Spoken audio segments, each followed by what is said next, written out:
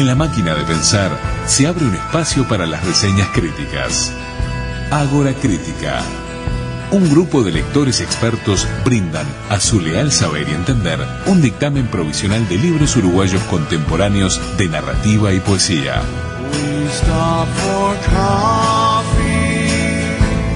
A continuación, Ágora Crítica con nosotros.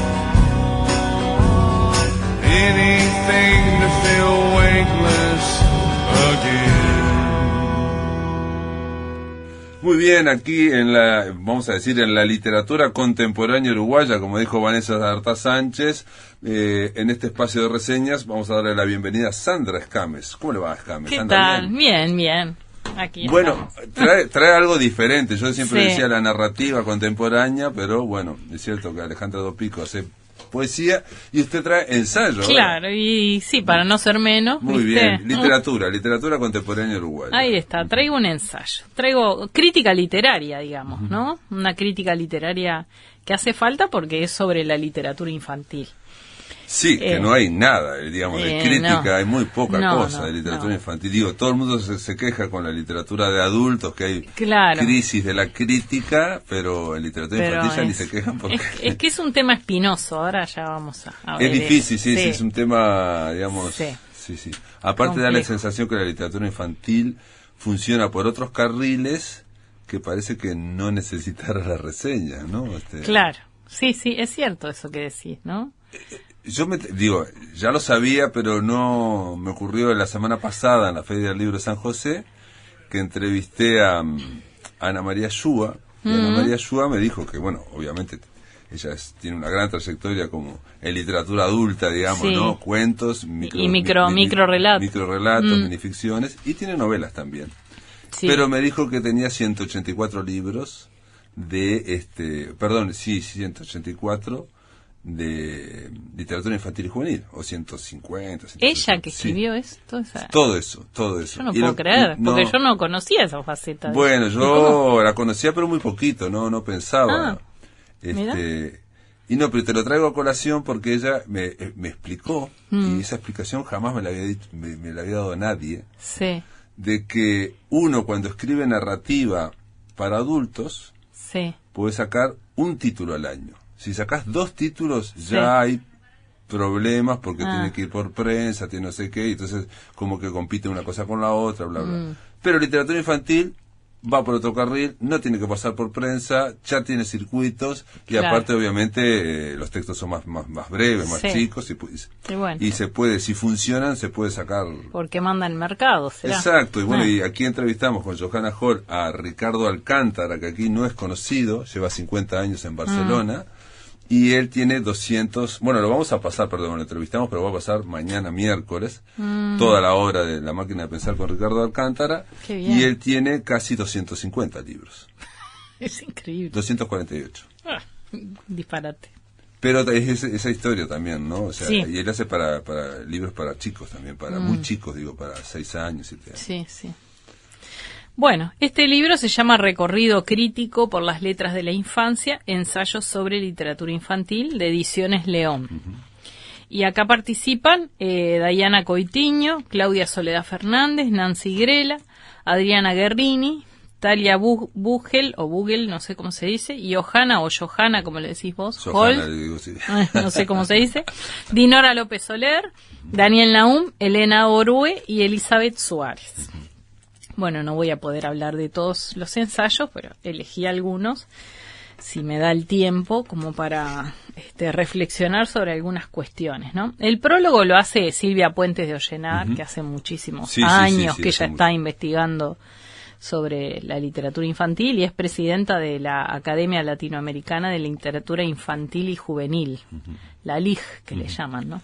Sí, y aparte ella escribe, digamos, Sí. es autora de literatura infantil y juvenil. Sí, aparte, también. Bueno, y plantea algunas cuestiones en ese prólogo, por ejemplo, el cuestionamiento de la fantasía o el perfil más oscuro que puedan tener los cuentos tradicionales y las actitudes lingüísticas de los lectores frente al tuteo y el voceo, que es uno de los artículos, y por ejemplo la incorporación de temas actuales de tópicos que no se abordaban antes, como por ejemplo el suicidio, la inmigración, los desastres nucleares.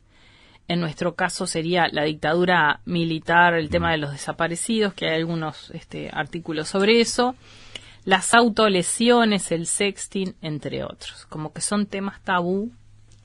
Sí, para la literatura infantil, digamos. Se suponía que, digamos, los niños no tienen que saber nada de eso. Claro.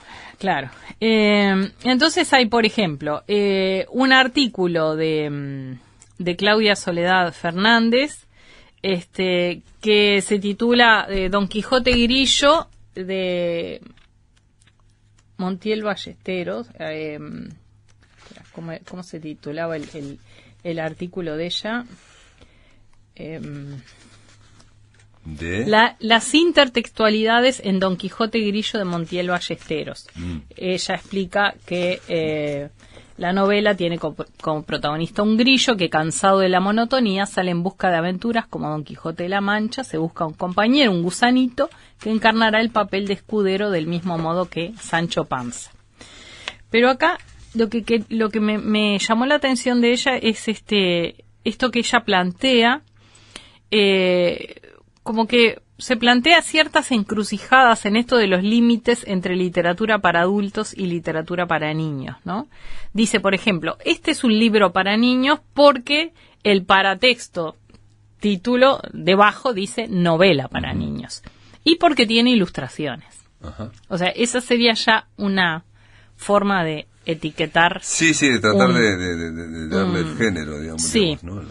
Y después cita a Juan Cervera Borrás, que define la literatura infantil es aquella en la que la palabra tiene un aspecto creativo y cuyo destinatario son los niños.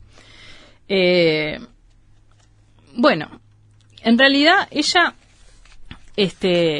después al final dice que se siente como una encrucijada de si realmente es un texto para niños, porque bueno, el cierre es feliz, pero hay algunas cuestiones ahí que, por ejemplo, mira lo que dice en un momento. Sí, perdón, estamos hablando de Adolfo Montiel Ballesteros, que es un escritor uruguayo, del cual casi nunca hablamos aquí en La Máquina, creo que nunca hablamos, nacido en el año 88 y muerto en el año 71, ¿no? Escritor, poeta y dramaturgo, y político también, estuvo vinculado a la política. Sí. No, pero estaba buscando la obra, y ¿cómo se llama? No, la obra no está acá, no está en Wikipedia, pero bueno. Quiero decir que es un caso de esos escritores que en su momento se editaron muchos libros y era muy conocido, y después ahora no lo nombraron. No, es cierto, sí. Se llama Don Quijote Grillo. Lo que pasa es que ya en un momento se cuestiona, ¿será para niños? Porque dice, aborda el tema del suicidio. En realidad es una cita, no sé si es que lo aborda, porque bueno, yo no leí el texto, ¿no? Pero dice en un momento, hay una referencia por ahí al suicidio, que no está tan... perdón, Don Quijote Grillo es del año 61, digo. Sí, ¿no? sí. Digo para poner en... Para contextualizar. Que son obras que quizás leídas en el 2024, bueno, han pasado un tiempo, ¿no? Sí, quería buscar la cita y ahora no la encuentro, pero bueno, está. Acá, mira. En estos comercios donde penetra tanta gente, son de expendio de venenos, de alcoholes, que los hombres beben para olvidar. ¿Y qué tienen que olvidar? ¿Qué puede ser tan grave como para que se suiciden por ello? Y el otro que responde, porque los hombres aún no han aprendido a vivir. Bueno, es una cita, tampoco es que... Es una alusión. Es una alusión, sí, pero no es parte, digamos, de la ficción, del drama. Claro. Pero bueno, ella concluye en que al realizarlo me hallé en encrucijadas al pensar si este texto, por el tono, las enseñanzas, el léxico, podría adscribirse a este género, ¿no? Como esto de que me parece que es lo que yo te decía del tema espinoso, ¿no? De considerar qué es para niños y qué no, cuáles son los límites de esa literatura, porque por ejemplo, cerca del final hay un artículo sobre un cuento, yo sé que a vos te gusta el hebrero, Sí. de un cuento infantil del hebrero que se llama El Sótano, no sé El si lo sótano, conocés. sí, Bueno, claro, Sótano. y Elizabeth Suárez lo analiza desde la perspectiva de Bettelheim, o sea, del psicoanálisis, porque el hebrero, bueno, tiene una cantidad También, de sí. elementos Bueno, y el ahí, sótano sí tiene. lo simbólico del pasaje de la niñez a la Sí, adultez. el sótano también tiene de Lewis Carroll, también tiene algo también. Ah, bueno, y los espacios subterráneos ahí. Claro. Está.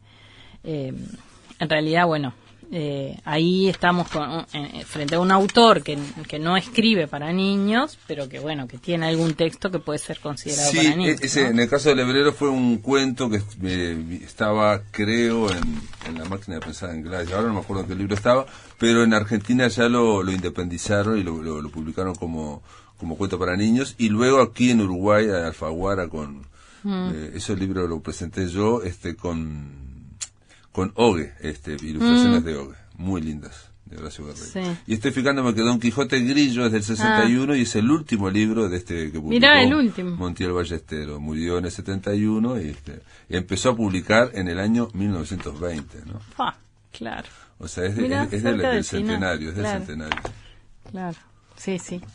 Digo, del centenario, de la generación del De la centenario. generación del centenario. Y bueno, otro tema tabú es el de los desaparecidos, el de la dictadura. Hay un artículo de Nancy Grela que se titula Recuperar la memoria histórica en la literatura infantil durante la última dictadura militar.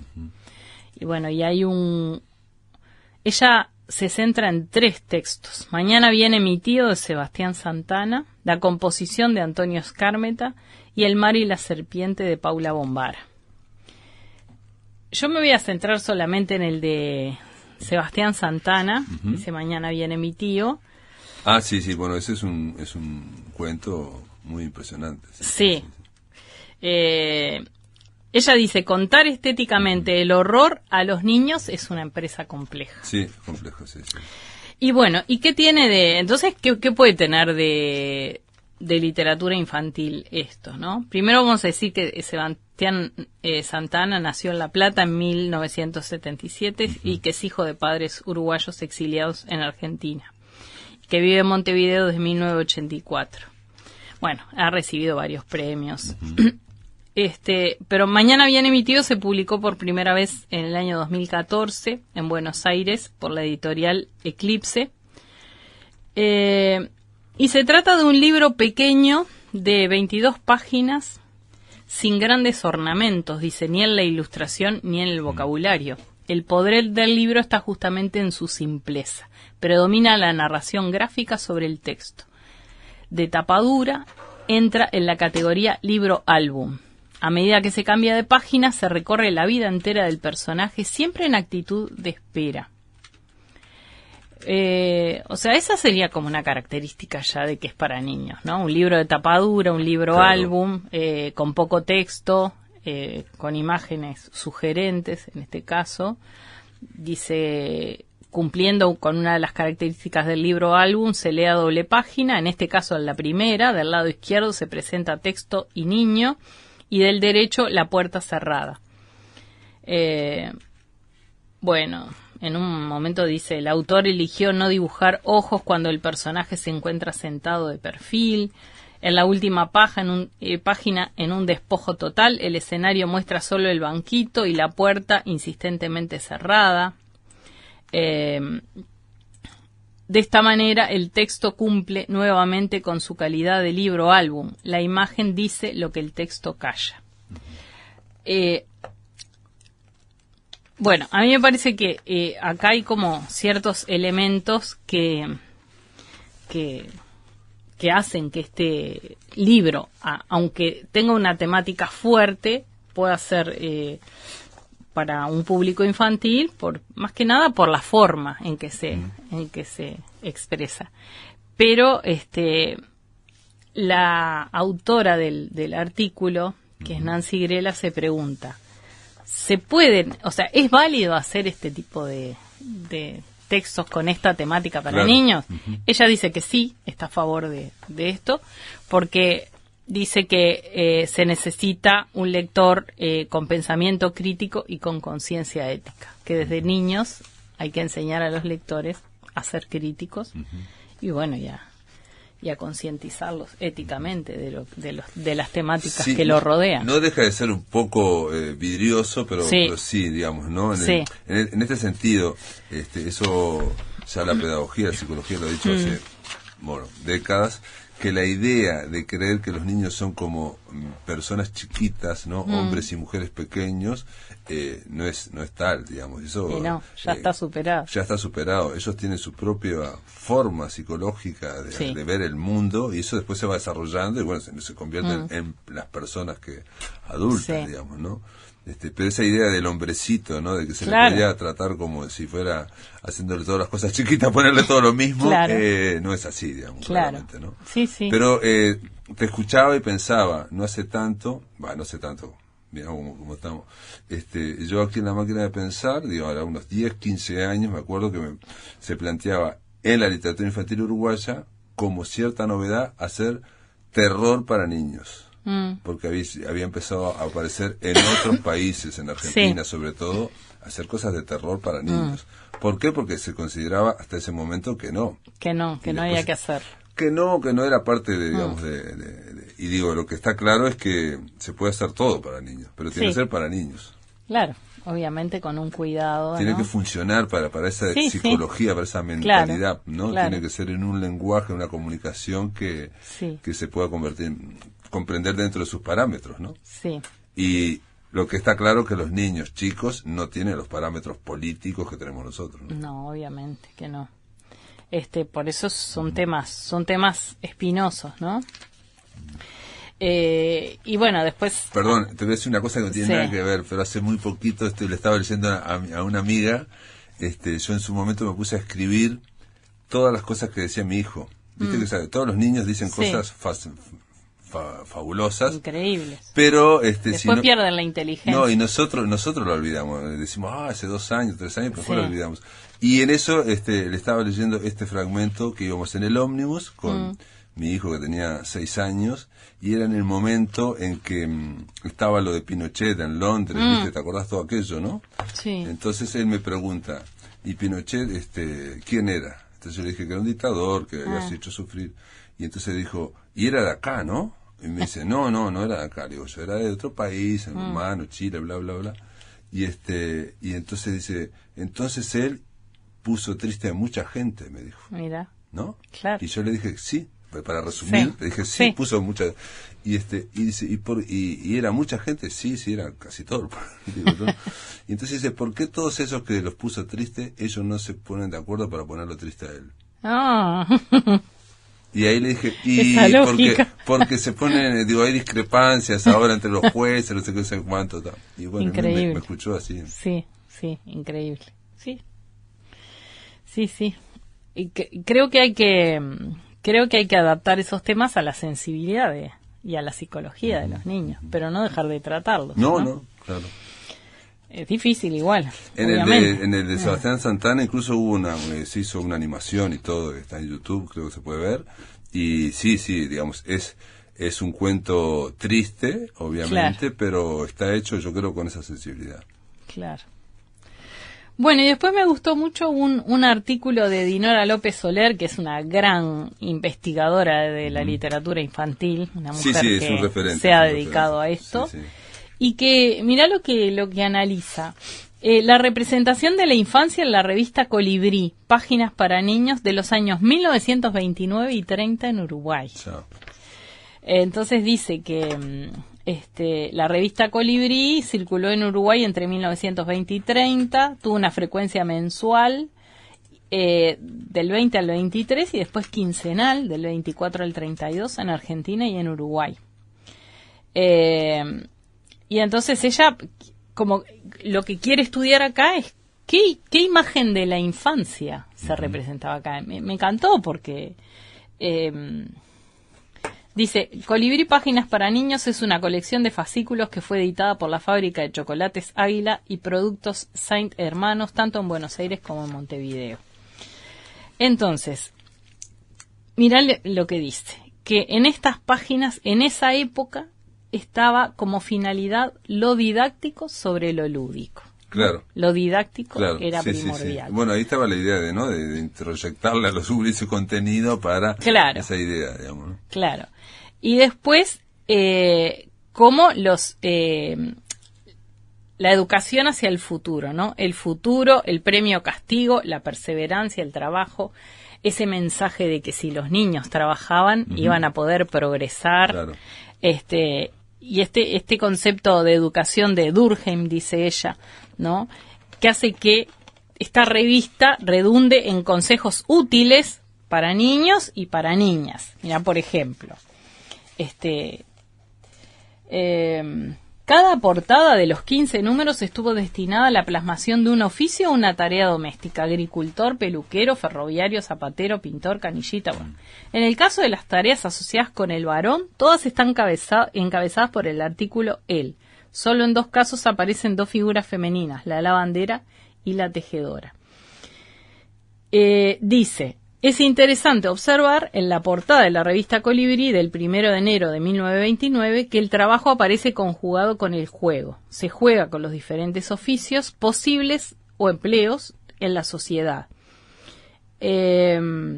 Bueno, y después dice que en otras portadas los roles femeninos y masculinos quedan plasmados. El niño, futuro adulto, lo que vos decías, ¿no? El niño es un futuro adulto. Sí, un proyecto de adulto. Trabaja mientras la niña, futura esposa y madre, lo contempla. Claro. Sosteniendo en sus brazos a un niño o niña, probablemente hijo de ambos. El futuro del varón es el trabajo y la constitución de un hogar. El futuro de la mujer es el cuidado del hogar y de los niños.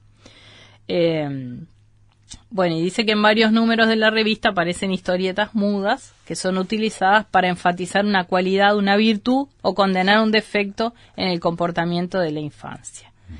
Se castiga a quien transgrede las pautas fijadas por el mundo adulto y bueno, y se premia a las que claro, te das cuenta que lo que tiene esa revista, pero también tiene la literatura, es que refleja el espíritu de la época, ¿no? Claro. Todas las el balance de virtudes y de defectos, sí, ¿no?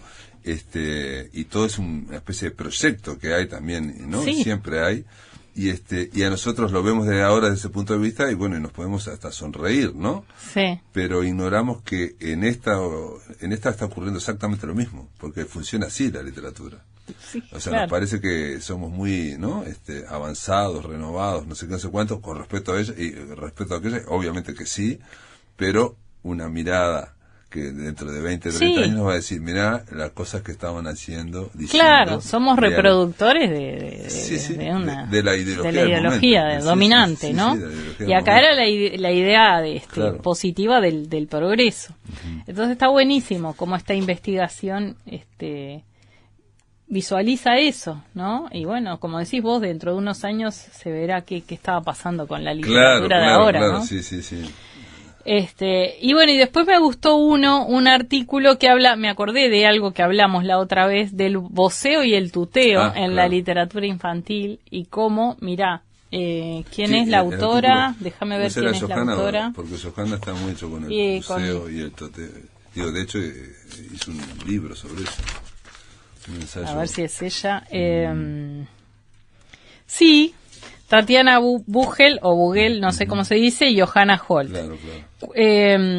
Claro, ellas hablan de 4 formas: del voceo, del tuteo, del usted y del uso híbrido. Por ejemplo, el tú tenés. Sí, ¿no? sí, que eso es muy frecuente, sobre todo en Montevideo. Sí. Y que observaban esto, como que no lo dicen así, pero yo lo entendí de esta manera. Me parece que sería como más avanzada la literatura que cómo se usa esa literatura infantil en las aulas. Como que las maestras usan más el tuteo, el tú, como esa cosa es prestigiante, el claro, tú es prestigiante, ¿no? Claro. O sea, dentro del aula, dentro, digamos, de supuestamente niveles cultura, hablar Sí. de tú no es lo mismo que hablar de vos, que parece Claro. más lunfardo, más Sí. de las orillas, digamos. Pero en la literatura infantil sí se está usando más el voceo, Claro, ¿no? pero es algo que ha ido, es lo mismo que en la poesía. Que ha ido cambiando. Que ha ido, claro, se ha ido desarrollando hacia Sí, el voceo, digamos, claro. lo mismo que en la poesía, pero durante, hay otro que está analizando, que es Fernández de Palleja, precisamente lo mismo, pero en poesía, claro. y él va mostrando que hasta los años 60 incluso, el tuteo era para la poesía, sobre Claro. todo que es más fina, ¿no? Claro. Era prestigiante el tuteo, ¿no? Claro, imagínate si Becker dijera poesía, sos vos. Exacto, sos vos, exactamente. Poesía Y que sos incluso, vos. por ejemplo, Benedetti y todo esto también tenía tuteo. ¿Por qué? Porque estaba dentro de ese momento. Claro. Después, obviamente, Claro. fue variando los 60, ¿no? Obviamente Recién eso- ahí, mirá, qué tarde. Es sorprendente, sí, bueno, yo pensaba que poemas de oficina, bueno, él me decía que sí, que también se hablaba de vos, pero también permanecía algunas cosas del tú. Porque, mira. Ujú, sí, sí, sí. Un resabio. Sí, claro, ellas hablan de las formas híbridas, como eso que no te decidís, ¿no? Pero Claro. pero esto de los educadores, ¿no? Como que los educadores son más conservadores, si se quiere. Bueno, claro. En la escuela primaria. En digo. la cuestión de la, digamos, como de que parece que es más alta cultura decir tú, Claro. ¿no? Más, Claro. más castizo, más en Sí. castellano que el vos. Sí. Bueno, y después para terminar, porque creo que ya estamos en la hora, hay un artículo de Elena Orué, que es El baile de los bichos, un singular cuento infantil de Paco Espínola. Dice que no es un cuento conocido, y que hay algunas incorrecciones. Por ejemplo, animales pendencieros o arrastrados por el alcohol, sin condena moral de parte del narrador. Bien. Que esa sería una incorrección. Bueno, muy bien, por Paco Espínola. Pues sí, una escena incorrecta. O sea, no, el narrador no condena la pelea Claro, ni claro, condena el uso del alcohol y entonces Claro, como que bueno, lo es muestra. algo como que está. Pero eso yo creo que es la buena literatura. Y sí, O sea, claro. Vos lees, no sé, a Roald Dahl, me estoy pensando ahora, por ejemplo, y hace eso también. Él muestra. Ojo que ella no lo dice como una crítica, lo dice como un aspecto que ha hecho que no se lo considere tanto, porque Claro. bueno, hay como... No es como Saltoncito. Claro, que se lo reprima, capaz como un cuento infantil por esto. O sea, me parece que está bueno el libro porque genera preguntas, ¿no? Me parece que es eso, genera preguntas, más que llegar a conclusiones. No, y aparte es como, digo, a mí me tocó en el libro anterior, digamos, que es Caleidoscopio, 9 ensayos de críticas sobre literatura infantil y juvenil, y bueno, y digamos, ahí está Daniel Naum, sobre Sí. todo, impulsando todos estos estudios, y bueno, y la propia Johanna Holt, en el sentido de abrir la cancha para que gente que está estudiando pueda, bueno, hacer artículos y empezar a Sí. hablar desde el punto de vista de la investigación o de la crítica, en este caso, serían artículos críticos también, Sí. de la literatura infantil y juvenil, por lo menos es muy vasta, ¿no? Sí, tengo gente algo más. conocida, profesoras de literatura y idioma español que están en ese grupo Claro. investigando Son y grupos sacaron un libro. Exacto, sí, el de 9 ensayos, el Caleidoscopio. Y sería la segunda, otra parte, ¿no? Tiene que ver con ese emprendimiento en un momento en que, digamos, las editoriales no se matan por publicar crítica infantil Y o no, investigaciones, claro, ¿no? claro. Y acá en Uruguay, a diferencia de Argentina, en Argentina las universidades hay cátedras de literatura infantil y juvenil, y aquí Y acá no. no es no tiene No, visibilidad no. ninguna, digamos. Por suerte ahora se va generando estos polos, digamos, de trabajo, y es como todo, tiene que hacer una masa crítica, digamos, de estudio para que Claro. alguien empiece a, por lo menos, hacer no sé si hay máster o una maestría o algo, ¿no? Debería haber. Sé que Virginia Mórtola hizo una maestría en Barcelona. Sí, claro, en porque Barcelona, acá no Barcelona. hay. Sí. Por otro lado, y esto no sé si tiene que ver, pero estuve en la Feria del Libro de San José y pude escuchar en un momento que Álvaro Rizzo, presidente de la Cámara del Libro, Uruguaya del Libro, decía que el único fenómeno literario importante en Uruguay es la literatura infantil y juvenil, porque había pasado de un 7% del mercado a un 20%. Mira. en estos 20 y pico de años, ¿no? Y es una cosa, bueno, él lo destacaba. Entonces, si se dan esos desarrollos, digamos, de lectores, estaría bueno que también... Que hubiera un aparato crítico, claro, ¿no? Detrás. O por lo menos hubiera gente, y sobre todo aquellos que les interesa, ¿no? Que pudiera haber Sí. un lugar donde poder estudiarlo, ¿no? Sí, yo lo meto medio a prepo a los hermanos Grimm en el curso de Literatura Universal 3 en formación docente. Como está romanticismo ahí, Claro. pero en realidad no puedo poner literatura contemporánea porque no entra ningún. No entra, ¿no? Tampoco están los programas. No. De formación docente. De formación docente y de secundaria menos. O sea, que no está identificado como literatura. No. O sea, no está registrado, digamos, como literatura. No se registra, claro. Y fíjate que no solamente es un desarrollo, como dijo Álvaro Rizzo, de lectores, sino que lo que ha ocurrido a partir de los 90, básicamente, es que los lectores niños, los uruguayos, ¿no? Empezaron solo con literatura uruguaya infantil y juvenil a leer. Ah, mira. Claro. Entonces, a partir de ahí, esa gente ya tiene 30 años, ¿no? Claro. Y, bueno, muchos seguirán leyendo. Entonces, hay que decir que la puerta de entrada fue la literatura infantil y juvenil. Claro. Como lectores, ¿no? Claro. Uruguaya. Cosa que antes no ocurría eso. Son todos fenómenos que están habiendo y que... Será con Roy Berocay. Claro, exacto. Es a partir del 90. Porque estoy pensando en mi hija que tiene 29 y era lo que leía, claro, ¿no? Roy Berocay, Helen Velando. Roy Berocay se comenzó por recupero. Magdalena Helguera, un poquito después. Magdalena Helguera. No, estaba ahí más o menos ahí. Sergio López Suárez, Mali Guzmán. Era todo un grupo ahí. Bueno, se me fue la de la Pindó, Susana Olaondo. Claro. Todo eso fue un grupo de, digamos, de no más de 6 escritores, ¿no? 7, pero que pegaron un salto porque se vincularon junto coincidieron ellos, coincidió el momento tecnológico, ¿no? Para poder hacer libros mejores, porque es necesario libros de ilustración, y coincidió también que hubo una editora de Alfaguara Juvenil que también lo tomó, y también coincidió que a nivel planetario estaba ese salto también que se estaba dando. Ana María Yúa me lo dijo que en Argentina fue anterior, fue a mediados de los 80. Ella lo pone como fue a mediados de los 80. Ella era una escritora de adultos, funcionaba bien, y en la propia Santillana le dijeron, che, ¿por qué no escribís? Porque ahora se viene esto, ¿no? O se está viniendo. Entonces estamos hablando de todo un momento que se dieron muchos elementos para que se diera después una producción constante, hasta ahora. Claro. Y lo que nunca hubo fue estudios.